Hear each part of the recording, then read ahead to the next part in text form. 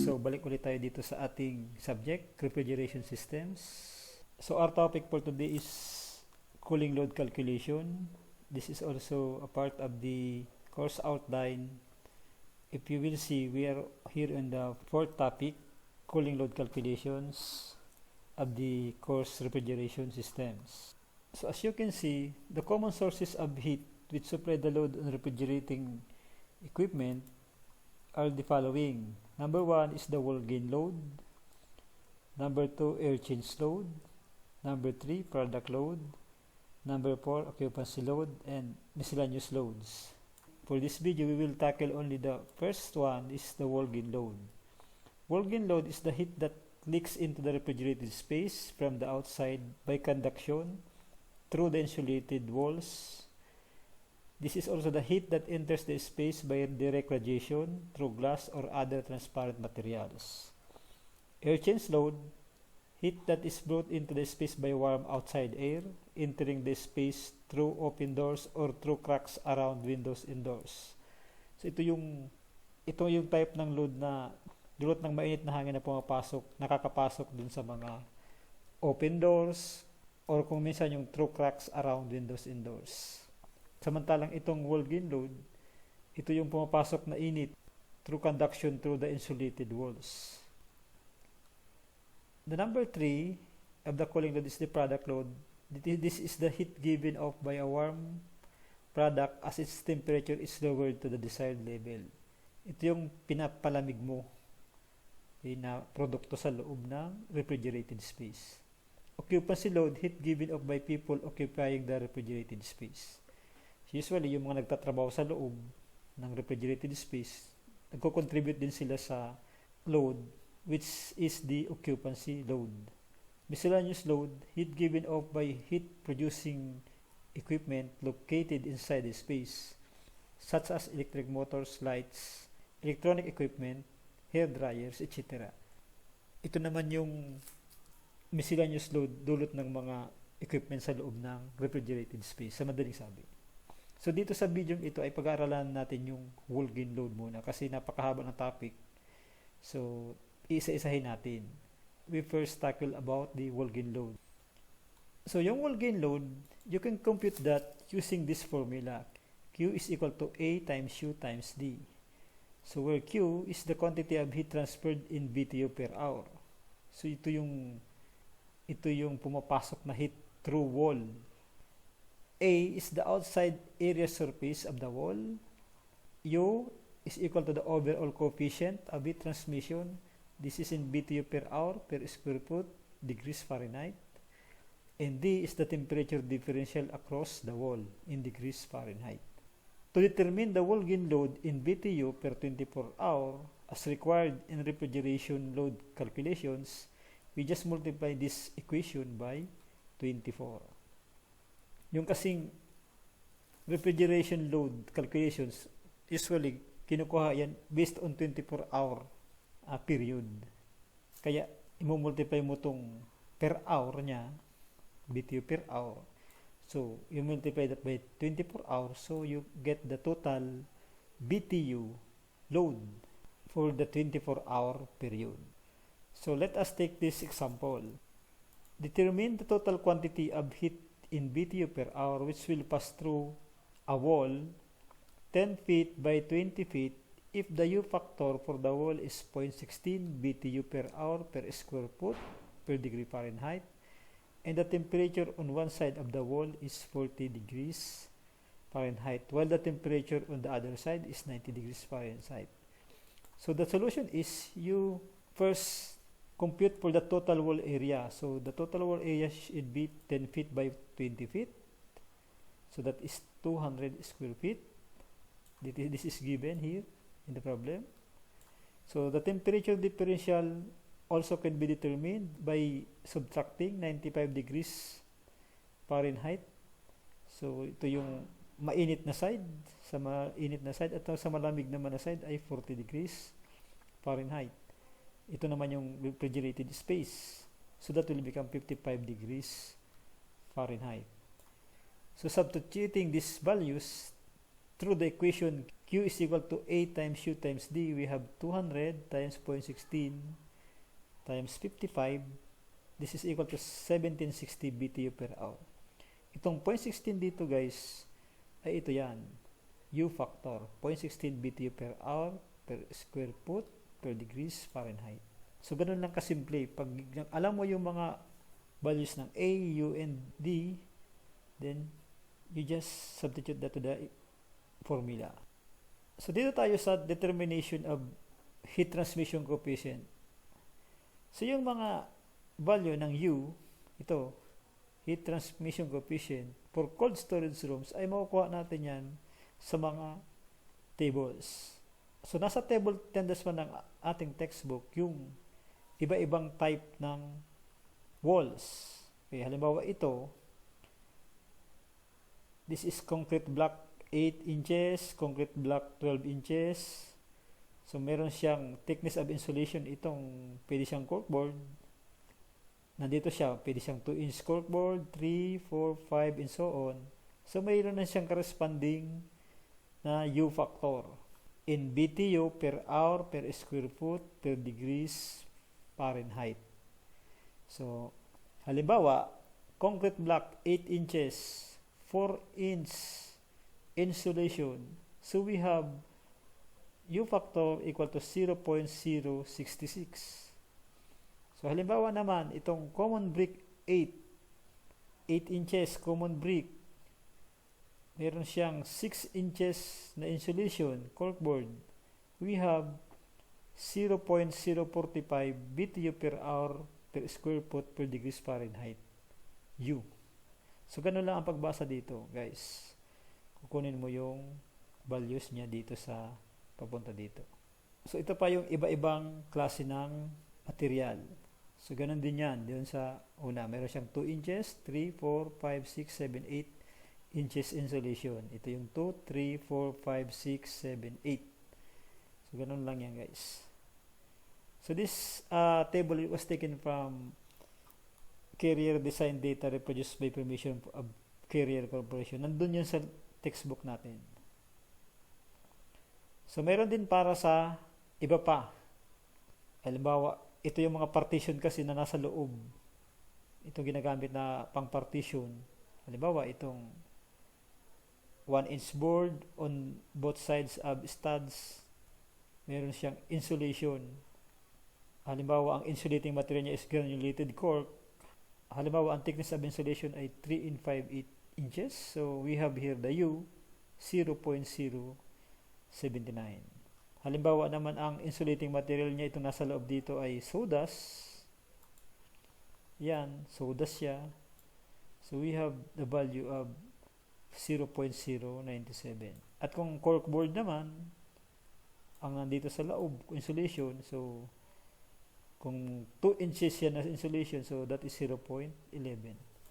Ito kasi minsan ginagamit ito sa partitions. Yung mga nasa loob ng building, instead na hollow blocks pa siya, pwede nang direkta ng ganito. Ganyan yung partition niya. Meron siya ditong parang plywood board dito sa gilid, back to back, tapos nasa loob yung insulating material. So ito pa, hanggang table 10-3, meron din ganyan. Okay, iba-iba siya na composition. So yung table 10-1, table 10-2, table 10-3, yun yung mga pang-wall. Sa table 10-3, meron ding slab. Yun namang sa flooring. At meron din para sa ceiling. So, ito yung flooring. Ito yung pang-ceiling. So, mapili ka lang dito. Halimbawa, slab, 2 inch, finish 2 inches. Tapos, meron siyang insulation na 6 inches. So, ang U niya is 0.046. Halimbawa naman ang ceiling mo, concrete, 4 inches. Ang insulation niya is 6 inches. So, that is 0.048. So, kasi sa storage, kailangan pati yung flooring at saka yung ceiling ay insulated kasi yung temperature ng ground nakaka-apekto din yun. At siyempre, yung temperature ng itaas ng ceiling, lalo na kung yan ay exposed sa sunlight, para na rin siyang wall. So nasa table 10 yan. Table 10 1, 2, and 3. Ito pa yung continuation ng table 10 3. Yan, ceiling and ceiling here. Yun namang table 10 4 ay thermal conductivity naman of materials used in cold storage room. Tatandaan nyo guys, ito yung pang ginagamit sa cold storage rooms. Ito yung mga individual, yung hindi siya combination. Halimbawa, brick. So may thermal conductivity siya na K 5.0 BTU per hour per square foot per degrees Fahrenheit per inch. Okay, so tatandaan nyo, iba ang thermal conductivity sa thermal conductance. Ito naman thermal conductance. Ang unit nito ay BTU per hour per square feet per degrees Fahrenheit. Makikita nyo, wala siyang per inch, di ba? Kasi ito kasing thermal conductance, kumpleto na siya. Ito kasi, nagbabari siya kung ilang inch yung thickness, mabari yung value. So maya-maya, makikita nyo yan sa mga equation. So this is your thermal conductivity, this is your thermal conductance. This is also thermal conductivity here. Okay? Especially for corkboard, meron siyang 0.3 practical thermal conductivity. So we will use 0.3 instead of 0.28 for corkboard. So makikita nyo kung concrete, 12.0 ang thermal conductivity. Yung cinder aggregate, 8 inches na siya, 12 inches, 8 inches, 12 inches here. So pag mayroon ng dimension yung kapal, conductance na siya. Ito kasing concrete, cement plaster, brick, nakadepende siya sa kapal. Kaya per inch. Okay, per inch. Pero pag buo na, so cinder aggregate block, 8 inches, 0.6. So ito pa yung continuation ng table 10-5. So ito pa yung continuation ng table 10-4. So ito yung thermal conductivity. Ito yung thermal conductance. You can find these tables at the back of your reference book. So let us take an example for this topic. So example again, determine the U factor for a wall constructed of 6-inch clay tile with 4 inch of corkboard insulation. So tatandaan nyo, ang given ay 6-inch clay tile with 4-inch corkboard insulation. So makikita to sa table 10-1. Tingnan natin. So sa table 10-1, makikita nyo clay tile 6 inches nandito sa ibaba. Then meron siyang sinasabing 4 inches thickness of insulation. So makita nyo that is 0.064. So nandito siya. 0.064 BTU per hour per square foot per degrees Fahrenheit. So ganun lang. Yung U factor ay nadidetermine using the table. So let us further study this term thermal conductance and thermal conductivity. So yung conductance C, and thermal conductivity is K. For any homogeneous material, the thermal conductance C can be determined for any given thickness of the material by dividing the conductivity K by the thickness X in inches. Ito yung sinasabi ko kanina. As conductance is equal to conductivity divided by the thickness in inches of the material. For example, determine the thermal conductance for a 5-inch thickness corkboard. So solution from table 10-4, we will find out the key factor of corkboard. It is equal to 0.30 BTU per hour per square feet per inch per degrees Fahrenheit. So tingnan natin dun sa 10-4. So nandito sa 10-4, makikita nyo, ito yung corkboard at ang thermal conductivity niya is 0.3.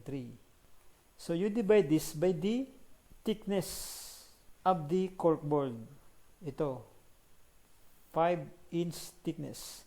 So K divided by X, or X is equal to 5 inch, so 4.3 divided by 5, we have 0.06 BTU per hour per square foot degrees Fahrenheit. So ganun kinakonvert yung conductivity into conductance. Ang kailangan lamang ay alam mo yung thickness ng material.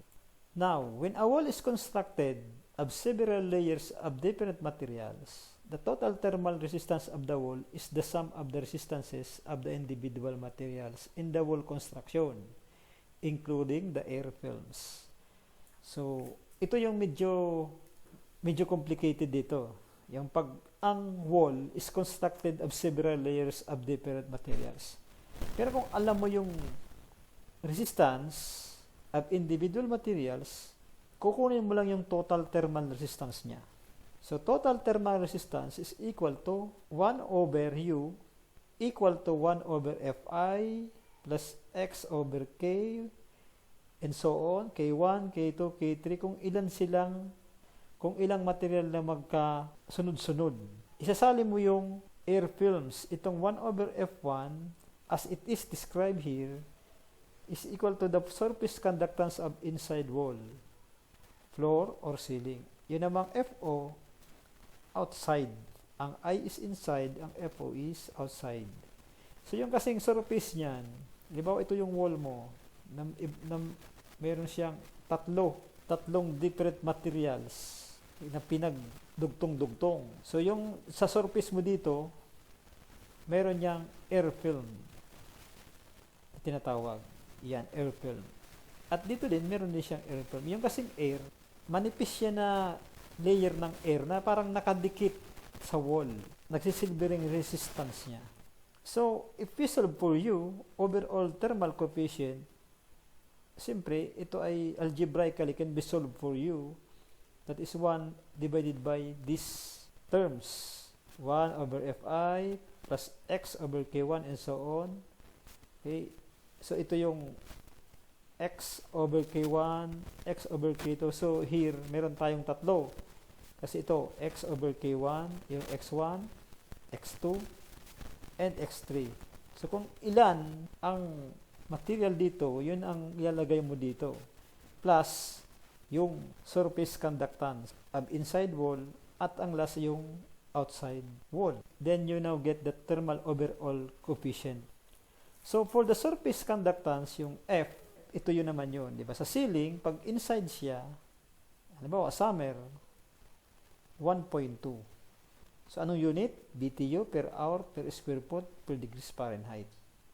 So, surface conductance yan. Sa roofs, 4. Sa walls, 1.65. Inside wall, 1.65. Outside wall is 4.0. Ito yung mga value ng Fi sa FO. Ito yung Fi inside, ito yung FO outside wall. This is used for average wind velocity of 15 miles per hour. So, ito mga balyong may asterisk at ito namang may cross ay average wind velocity of 8 miles per hour. So, wala namang problema yan. Ito yung mga normal wind speed yan. So, for example, calculate the value of U for a wall constructed of 8 inches cinder aggregate building blocks insulated with 4 inch of corkboard and finished on the side with 0.5 inch of cement plaster. So ito may tatlo, di ba? Ang una niya, cinder aggregate building block. You can consider that as X sub 1, insulated with corkboard, X sub 2, the second material, and finish on the inside with 0.5 inch cement plaster. Ito naman yung plaster. So may tatlo siyang type of material na pinagdugtong-dugtong. So ito yung outside air film at ito naman yung inside air film. So kukunin mo sa table yung mga values ng C and K. Okay, so from table 10-4 for 8 inches cinder aggregate block. So pupunta tayo sa table 10-4 cinder aggregate 8 inches block. Ito. So meron tayong 0.6. For corkboard, nakita natin yung kanina, that is 0.3 here. For cement plaster, we have 8. Ito yan, cement plaster, that is 8. So applying the overall thermal resistance, we have the formula 1 over U, 1 over Fi, and so on, yung equation natin. So, isa-substitute, 1, Fi is 4. So, yung K sub 1 natin is 0.6. K sub 2 is 0.3. Ito yung insulator, corkboard. And we have the plaster, 8. And the outside air film, F, 1.65. We have 1 over U is equal to 15.92, or U is the reciprocal of 15.92. So we have the overall thermal coefficient of 0.0622 BTU per hour per square foot per degrees Fahrenheit. So, substitute nyo lang yung mga values na makukuha sa table, masasolve nyo yung value of U. Ganun lang kadali. So, let us talk about the temperature differential across cold storage walls. So, the temperature differential across cold storage walls is usually taken as the difference between the inside and outside design temperature.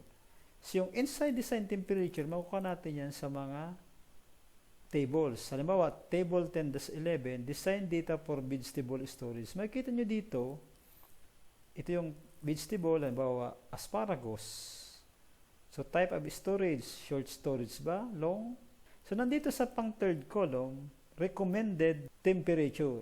Diba? This is temperature recommended in degrees Fahrenheit. Halimbawa, asparagus, short storage, ang temperature na recommended niya is 40 degrees Fahrenheit. Halimbawa, long storage, 32 degrees Fahrenheit. Dito, ito yung inside temperature na kukunin mo. Yung outside naman, ay yung ambient temperature sa labas. Halimbawa, sa Pilipinas, that is 25 degrees Celsius, 30 degrees Celsius, and so on. Depende sa panahon. Pero you will take the average temperature.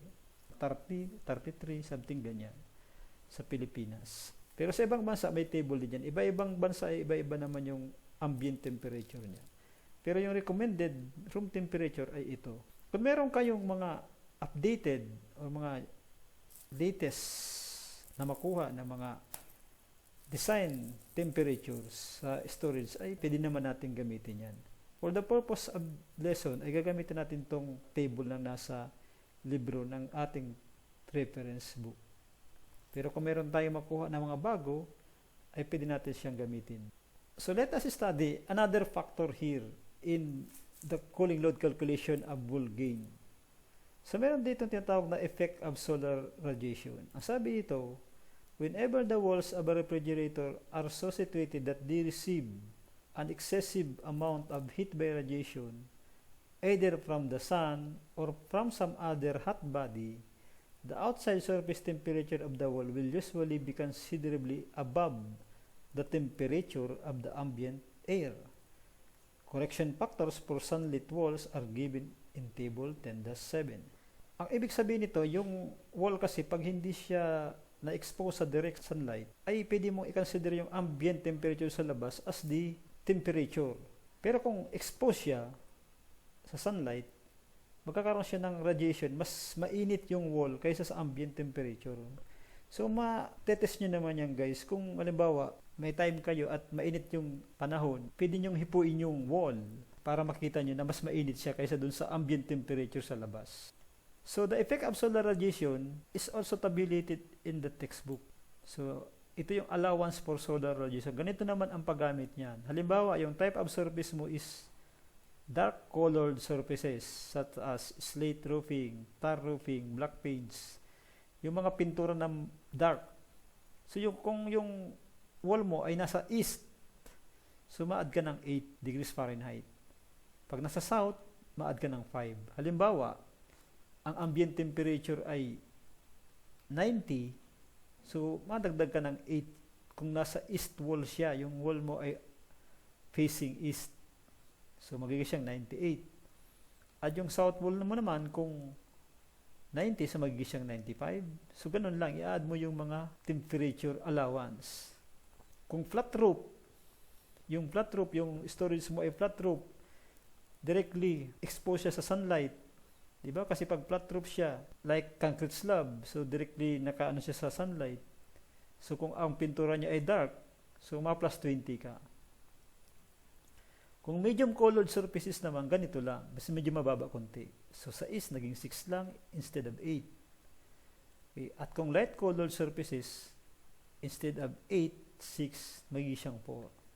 So, yung kasing light-colored surfaces ay nagre-reflect yan ng heat from the sun. Nire-reflect niya yung iba, hindi niya ina-absorb. Yung kasing dark ay nag-absorb yan ng heat. Kaya mas mainit yan kumpara dun sa mga light-colored surfaces. Kaya yung temperature allowance, yung ilalagay natin pag light-colored ay medyo mabababa compared dito sa dark-colored. So, ganun lang ang gagawin nyo. Yung flooring ay wala siyang adjustment kasi ang flooring ay natural naman na hindi niya naarawan. Okay, ito lang mga walls na pwedeng maarawan like the east, the south, the west, and the flat roof. Yung kung makikita nyo guys, wala ditong north, di ba? So, east, south, west, flat roof. So, yung north ay ina-assume natin siya as equal to the south. Kasi kung makikita nyo, yung east at saka west, equal. Kasi yung sun naman kasi ay from east to west siya eh. So, talagang yung mga mainit na banda, yung east saka west. Kaya matataas yung adjustment. Yung north ay pwede mong i-assume equal din sa south. So, let us study this example. A walk-in cooler 16 feet by 20 feet by 10 feet high is located in the southeast corner of a store building in Dallas, Texas. So, nasa figure 10-2. The south and east walls of the cooler are adjacent to and a part of the south and east walls of the store building. So, sabi dito, kung makikita natin dito sa ating figure, yan. So, ito yung building. Okay, yung cooler ng building, nandito sa corner. So, hindi na lang pinakita yung buong building. So, usually, baka ang building ay hanggang dito, hanggang dyan. So, yung cooler niya, ibig sabihin, dito ini-store yung mga dairy products, yung mga products na dapat i-store sa lower temperature, cooler siya. Refrigerated space siya. So, ang sabo doon, yung south at saka east ay part ng building, di ba? Pero yung west and north, nasa loob siya ng building. So, ito yung insulation, itong kulay itim, ay itong wall naman ay yung nandito. So, nakita natin kanina, yung south and east walls of cooler, part siya kang south and east walls of the building. So, the store has 14 feet ceiling so that there is a 4 feet clearance between the top of the cooler. Yung height ng cooler is 10 feet. Pero yung height ng ceiling niya is 14 feet. So, nasa loob siya yung cooler ng store. The store is air-conditioned and the temperature inside the store is maintained at approximately 80 degrees Fahrenheit. The inside design temperature of the cooler is 35 degrees Fahrenheit. Determine the wall gain load for the cooler if the walls of the cooler are of the following construction. Yung south and east wall, yung outside wall, here, yung south and east, yan. Yung south and east, yung outside wall. Ito kasi outside wall to. Ito, nasa loob ito. Itong wall na ito, yung north and west. So, that is made of 6-inch corkboard, 0.5 cement plaster finish on inside. Yung namang north and west wall, nasa inside walls ito. Yan, sa loob lang ito ng, ng store. So, meron siyang 1-inch board on both sides of 2x4 studs and 3/8-inch granulated cork. Okay, so may 1-inch board siya, yung parang plywood na nasa 2x4 studs. Studs yung material yan na diyan kinakabit yung plywood, yung partition. At sa pagitan ng plywood na 1-inch board, meron siyang granulated cork, 3 and 5/8-inch thick. So the ceiling material is same as north and west wall. So, paras dito. And the floor is 4-inch corkboard laid on 5-inch slab and finished with 3-inch concrete. So ang flooring niya ay may 5 inches slab tapos laid by 4-inch corkboard tapos may finish siyang 3-inch concrete. So, slab muna, then corkboard, then finish concrete. So, yan ang construction ng walls, ceiling, and flooring. So, balik tayo dito sa figure. So, ito yung cooler. 35 degrees ang design temperature, ito ay 80 degrees. Ito yung air-conditioned room. So ito yung partition niya na sinasabi natin kanina. Nandito naman yung partitions, 3 and 5/8 inch granulated cork on 1 inch board on each side. So meron siyang 1 inch dito na board, 1 inch dito na board on each side. Nasa loob yung granulated cork. Granulated, parang pinino na cork. So yung outside design temperature, makukuha naman yan dun sa location. Sabi ko kanina, depende sa country. So halimbawa, dito, sa table 10-6, okay, dun sa reference book natin, hanapin nyo yung table 10-6, outside the summer design dry bulb for Dallas, kasi Dallas, Texas siya. So, gagamit tayo ng 92 degrees Fahrenheit. Table 10-6. So, ang isa pang kailangang malaman mo ay yung mga area ng wall, di ba? So, yung north wall is ito, 16 by 10, kasi 10 yung taas, 16 yung width. 10 feet yung itaas. So, that is 160. Ang west, 10 by 20. Ito yung 20. 20 din ito. So, 10 by 20, 200. South, 160 din. East wall, 200 din. Yung ceiling, siyempre yung ceiling nito, di ba? So, 16 by 20 yan. 320 square feet. At yung flooring, paras din ng ceiling. That is 320 square feet also. So, solve ka na sa mga A. Ang kailangan mo lang ay yung U. At saka yung temperature difference. So, the next step is to determine the U factor. Overall thermal coefficient. So, punta ka sa una, yung south and east wall. Or the outside walls. Ito kasing south and east, parehas lang yung construction niya, di ba? So that is 6-inch clay tile. Tapos ang insulation niya is 6-inch corkboard. Tapos meron siyang 0.5 cement plaster finish on inside, sa loob. So from table 10-1, for 6-inch clay tile and 6-inch corkboard, makukuha mo dyan is 0.045. Ito yan, clay tile, diba? Table 10-1 ito, 6-inch clay tile, 6 inches insulation, that is 0.045. Then, from table 10-4, yung plaster naman, for 0.5 inch cement plaster, we have K is equal to 8. The thermal conductivity is this one, 8. Right? Cement plaster, table 10-4. Ito yung makuha natin, 8. BTU per hour, per square foot, per degrees Fahrenheit, per inch. So, solving for U now, we have 1 over U, 1 over C, plus X over K. So, this is equal to 1 over 0.045, plus 0.5 over 8, 22.28, or U is equal to 0.045 BTU per hour per square foot degrees Fahrenheit. Para yan dito sa construction na ito, yung south and east wall. So para naman dito sa north and west wall, 1-inch board on both sides, ab 2 by 4 studs, 3 and 5/8 inch granulated cork. So, from table 2, we have U is equal to 0.079. So, tingnan natin. Table 10-2. Yan, ito yun. So, sabi dito, 1-inch board on both sides of the studs. Ito. Ito yung 1-inch board niya dito sa banda dito. At ito namang 1-inch board niya dun sa kabila. Nandito tayo sa 3 and 5/8 insulation. So, granulated cork yung insulation niya. Kung sodas ng insulation niya, ito yan dapat. So, for flooring naman, we have 4-inch corkboard laid on 5-inch slab and finished with 3-inch ab concrete. So, hanapin naman natin yan sa table. We have here 0.066 BTU per hour per square foot degrees Fahrenheit. Ito yung type of construction niya, type of floor construction niya. So, meron siyang finish concrete, insulation.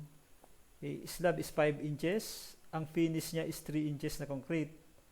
ang insulation niya is 4 inches. 5, 4, 3. 5, 4, and 3, we have 0.066. So, nandito, di ba? Ito yung 5-inch slab, 4-inch corkboard, 3-inch concrete finish. So, that is 0.066 BTU. So, yung ground temperature naman from table 10-6A for Dallas, that is 70 degrees Fahrenheit. So, nandito na yung design wall temperature difference natin. Okay. So, meron tayo sa north wall, that is 80 degrees Fahrenheit. So, yung outside design temperature niya is 80. Okay, sa north wall. Yung inside design temperature natin ay para-pareha siya 35 degrees. So, 80 minus 35 is 45. Sa south wall, that is 92 degrees Fahrenheit. Kasi nasa labas ito. Ito yung nasa loob, itong 80, air-conditioned space. Ito ay nasa labas, ambient temperature 92. At ito naman yung floor temperature, yung ground temperature. So, yung inside design temperature natin ay para-parehas, di ba, 35. So, yung normal wall temperature difference natin, so normal, wala pang adjustment, isa-subtract mo lang ito, 80 minus 35 is 45, and so on. Ngayon, meron tayong correction factor from table 10-7. So, yung south wall, mayroon tayong correction ng 4 degrees Fahrenheit. At yun namang east wall ay meron tayong 4 degrees Fahrenheit. Bakit ito lang ang merong correction factor? Kasi ito lang yung exposed sa labas, yung south and east wall. So, yung south and east wall natin is medium colored surfaces. So, we can assume that this is the value of adjustment. East is 6 and the south is 4. Kasi yun lang naman ang exposed sa kanila, yung south saka east wall. Kung makikita nyo dun sa problem natin. Diba, ito yung problem natin. Ang exposed sa sunlight yung south and east. So that's why here, sa column na ito, correction factor, meron lang correction factor ay yung south wall at saka yung east wall. So, for north wall, 45. For south wall, 61. For east wall, 63. For west wall, 45. Ceiling, 45. And floor is 35 degrees Fahrenheit. So, we just substitute that to the formula Q is equal to A times U times D. For north wall, that is 569 BTU per hour. East, 567. South wall, 439. West wall is 711. Ceiling, 1137. And floor is 739 BTU per hour. Using this formula, Q is equal to A times U times D. This is your A. This is your U. And this is your D. Or the total wall gain load is 4,162 BTU per hour. And multiplying that by 24, we have 99,890 BTU per 24 hours. Kung makikita nyo dito guys, ay hindi ginamit yung F. Diba? So wala tayong inside and outside.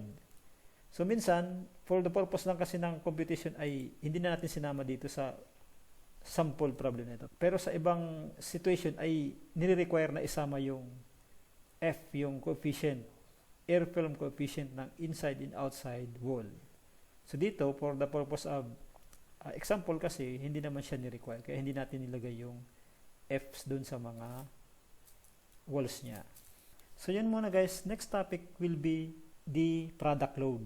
So kung matatandaan niyo dito, mayroon tayong 5 klase. Yung wall gain load, product load, air change load, occupancy load, and the miscellaneous loads.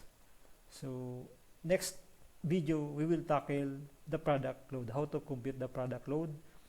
And siguro pwede nating isama dun yung how to compute the air change load. Kasi medyo ma-exit naman yung topic na yun. Ito lang talagang wall gain load ang medyo mahaba-haba yung topic niya. Kasi marami siyang mga factors na dapat i-consider in solving the wall gain load. Yun muna guys. Salamat.